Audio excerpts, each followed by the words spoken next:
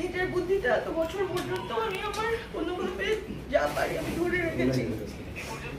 অনেক কিছু আমি ধরে রাখতে পারি নাই, অনেক কিছু আমার হাত থেকে ওরা নিয়ে গেছে।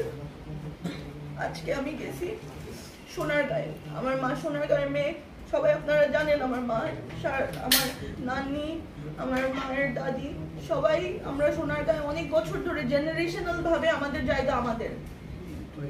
আমার বড় মায়ের জায়গা ছিল, আমার বড় মায়ের জায়গা সে সব আমার নানিকে দিয়েছে, আমার নানাকে দিয়েছে, এবং সেই জায়গা আমার নানা নানির ঘরে আমার মা সহ আরো 4 ভাই এবং আরো 2 বোন, 7 ভাই বোনকে এরকম জায়গা দিয়ে গেছে। সোনারগাঁর সবাই জানে, আমার মা সোনারগাঁয়ের মেয়ে, সোনারগাঁয়ে আমাদের বাড়ি, সবাই চিনে এক নামে। সোনারগাঁয়ে কেউ গেলে যদি জিজ্ঞেস করেন দিদির বাড়ি, সবাই সবাই চিনে দিদির বাড়ি। আমাদের বাড়িতে আজকে অন্য মানুষরা কারা গিয়ে আমাকে মেরে আমার পা ভেঙে ফেলছে, আমার গাড়ি ভেঙে ফেলছে, আমাদের গায়ে বড় বড় ইট।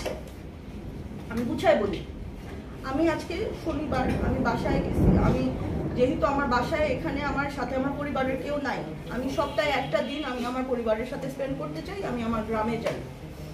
আমি আমার গ্রামে, আমার ফ্যামিলি খুবই সিম্পল, খুবই নিরীহ মানুষ। কেউ আমাদের লাইফে কেউ কোনো পলিটিক্সে নাই।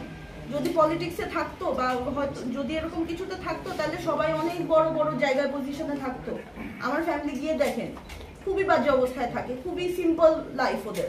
ওদের বাবা মারা, আমার মাও কিছু ওদেরকে এমন কিছু করে যেতে দেয় নাই। ওরা জাস্ট ওদের ফ্যামিলি, ওরা যেটা পৈতৃক সম্পত্তি পেয়েছে সেটাতেই ওরা একদম সিম্পল নর্মাল লাইফ লিড করে।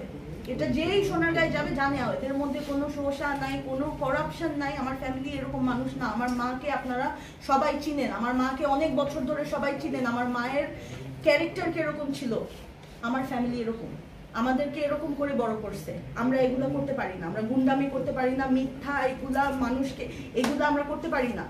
এবং সেই কারণে আজকে আমার এই অবস্থা, সেই কারণে আমি আজকে এভাবে করে আমি, আমার সাথে কেউ নাই, আমার জায়গা জমি তারা এসে দখল করছে। আজকে আমি সোনারগাঁয়ে গিয়েছি, আমি আমার কাজিনদের সাথে এভরি উইকেন্ডে আমি আমার কাজিনদের সাথে টাইম